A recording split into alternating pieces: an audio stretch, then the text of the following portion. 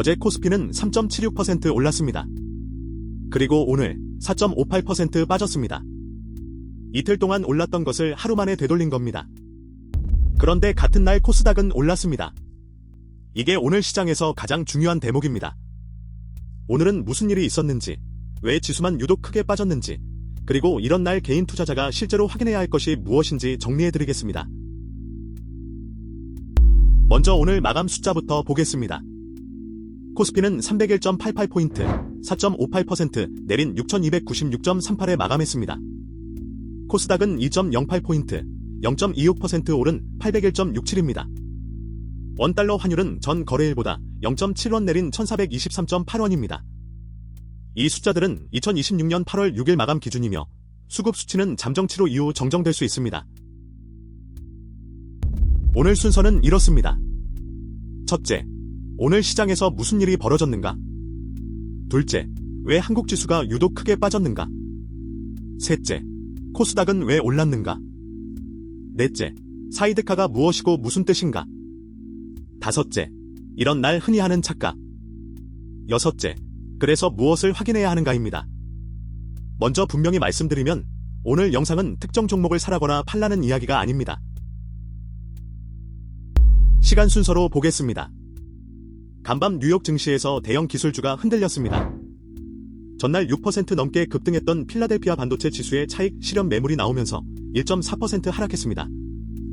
여기에 샌디스크와 웨스턴 디지털이 시장 기대에 못 미치는 실적 가이던스를 내놓으면서 매물이 업황이 꺾이는 것 아니냐는 우려가 붙었습니다. 이 분위기가 그대로 아침 한국 시장으로 넘어왔습니다. 장이 열리자 낙폭이 빠르게 커졌습니다. 오전 10시 18분 코스피 시장의 매도 사이드카가 발동됐습니다. 그 시점 지수는 5.29%까지 밀린 6249.5였습니다. 장중 6300선이 무너졌다는 뜻입니다.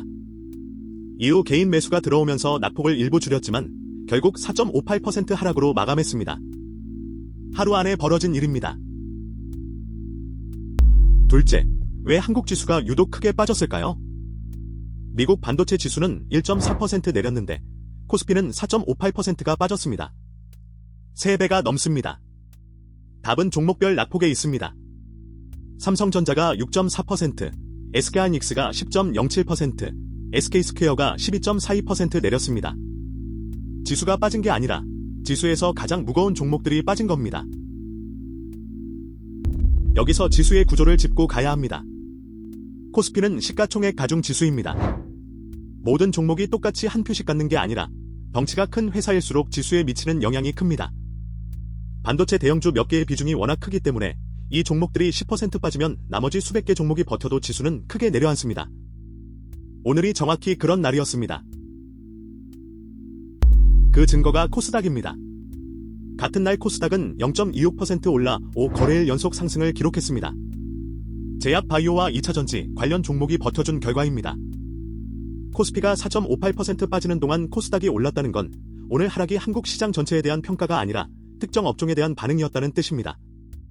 지수 하나만 보고 시장 전체를 판단하면 안 되는 이유가 여기 있습니다. 수급도 보겠습니다. 오늘 유가증권 시장에서 외국인은 3조 3,274억 원을 순매도했습니다. 반대로 개인은 3조 3,412억 원을 순매수했습니다. 외국인이 던진 물량을 개인이 거의 그대로 받아낸 셈입니다. 어제와는 정확히 반대 방향입니다. 어제는 외국인이 사고 개인이 팔았습니다. 어느 쪽이 옳았는지는 오늘 하루로 알 수 없습니다. 하루치 수급으로 방향을 맞추려는 시도 자체가 위험합니다. 넷째, 사이드카가 무엇인지 정확히 알아두시면 좋겠습니다. 사이드카는 코스피 200 선물 가격이 전 거래일 종가보다 5% 이상 오르거나 내린 상태가 1분간 이어질 때 발동됩니다. 발동되면 프로그램 매매 호가의 효력이 5분간 정지됩니다. 여기서 중요한 건 사이드카는 시장을 멈추는 장치가 아니라는 점입니다. 프로그램 매매만 잠깐 세워서 속도를 늦추는 장치입니다. 자주 헷갈리는 서킷 브레이커와도 다릅니다. 서킷 브레이커는 지수 자체가 8% 이상 하락한 상태가 1분간 지속될 때 발동되고 시장 전체 매매가 20분간 멈춥니다. 사이드카보다 훨씬 강한 조치입니다. 오늘 발동된 건 사이드카였고 참고로 올해만 46번째 발동이었습니다. 다시 말해 사이드카 발동 자체는 그렇게 희귀한 사건이 아닙니다. 발동됐다는 뉴스만 보고 시장이 끝났다고 해석할 일은 아니라는 뜻입니다. 환율도 짚겠습니다. 보통 주가가 크게 빠지면 원화가 약해지는 경우가 많습니다. 그런데 오늘 원달러 환율은 오히려 0.7원 내린 1423.8원에 마감했습니다. 장중에는 1410원대까지 원화가 강해지기도 했습니다. 주식은 빠지는데 환율은 안정적이었다는 건 오늘 하락이 한국 경제 전반에 대한 자금 이탈이라기보다 특정 업종의 조정 성격이 강했다는 해석에 힘을 싣습니다. 다만 이건 하루치 관찰이지 확정된 결론이 아닙니다. 다섯째, 이런 날 가장 흔히 하는 착각 3가지를 정리하겠습니다. 첫째, 지수가 4.58% 빠졌으니 내 계좌도 4.58% 빠졌을 것이다. 아닙니다. 반도체 비중이 높으면 훨씬 더 빠졌고 코스닥 위주였다면 오히려 올랐을 수도 있습니다. 둘째, 사이드카가 걸렸으니 폭락장의 시작이다. 사이드카는 속도 조절 장치일 뿐입니다. 셋째, 외국인이 3조를 팔았으니 한국을 떠나는 것이다. 하루치 수급은 방향이 아니라 이벤트에 가깝습니다. 그럼 무엇을 해야 할까요? 오늘 같은 날 확인 순서는 3단계로 잡으시면 좋습니다. 1단계, 지수가 아니라 내 계좌를 봅니다.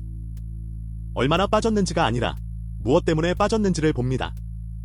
2단계, 그 하락이 한 업종에서 나왔는지 전체에서 나왔는지 확인합니다. 3단계, 그게 내가 원래 감수하기로 한 위험인지 아닌지를 판단합니다. 이 순서를 지키는 것만으로도 급하게 누르는 매도 버튼을 한 번은 막을 수 있습니다. 특히 오늘 같은 날은 쏠림을 점검하기 좋은 날입니다. 내 자산에서 한 업종이 차지하는 비중이 얼마인지 계산해 보십시오. 반도체 관련 종목과 반도체 비중이 높은 지수 상장 지수 펀드를 같이 들고 있으면 본인 생각보다 훨씬 한쪽에 몰려있는 경우가 많습니다.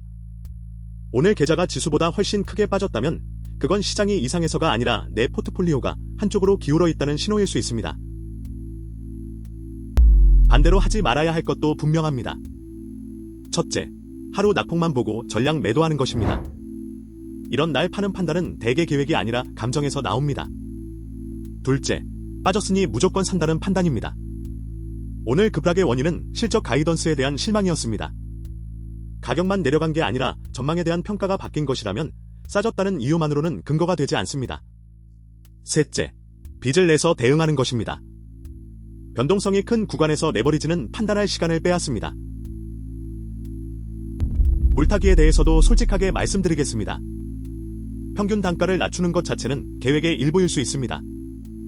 문제는 대부분의 물타기가 미리 정해둔 계획이 아니라 손실을 보기 싫어서 즉흥적으로 이뤄진다는 점입니다. 얼마를 언제까지 어느 가격에 나눠 살 것인지를 하락 전에 정해두지 않았다면 그건 분할 매수가 아니라 그냥 추가 베팅입니다. 그리고 이런 매수는 한 업종 쏠림을 더 키우는 방향으로 작동합니다. 기억해 두시면 좋은 3가지를 정리하겠습니다. 첫째, 오늘 하락은 시장 전체가 아니라 반도체 대형주에서 나왔습니다. 코스닥이 같은 날 올랐다는 사실이 그 근거입니다. 둘째, 사이드카는 폭락 신호가 아니라 속도 조절 장치이고 올해만 46번 발동됐습니다. 셋째, 지수 하락률과 내 계좌 하락률은 다릅니다. 그 차이가 바로 내 쏠림의 크기입니다. 앞으로 며칠 볼 지표도 말씀드리겠습니다. 미국 반도체 관련 기업들의 실적과 가이던스가 계속 나올지, 필라델피아 반도체 지수가 오늘 하락을 되돌리는지, 외국인 수급이 하루로 끝나는지 며칠 이어지는지, 그리고 환율이 오늘처럼 안정적으로 버티는지입니다. 이 4가지가 오늘 하락이 조정에서 끝날지 아니면 흐름의 전환인지를 나누는 갈림길이 될 가능성이 큽니다. 다만 어느 쪽이 될지는 지금 알 수 없습니다. 마지막으로 꼭 확인해주세요. 오늘 말씀드린 수치는 2026년 8월 6일장 마감 기준이며 수급과 종목 등락률은 잠정 치루 이후 정정될 수 있습니다. 이 영상은 특정 종목이나 상품의 매수 또는 매도를 권유하지 않으며 투자 판단과 그 결과에 대한 책임은 투자자 본인에게 있습니다. 주식과 상장 지수펀드는 원금 손실이 발생할 수 있고 오늘처럼 하루 만에 5% 가까이 움직이는 변동성이 언제든 나타날 수 있습니다. 오늘 이야기를 3줄로 정리하겠습니다.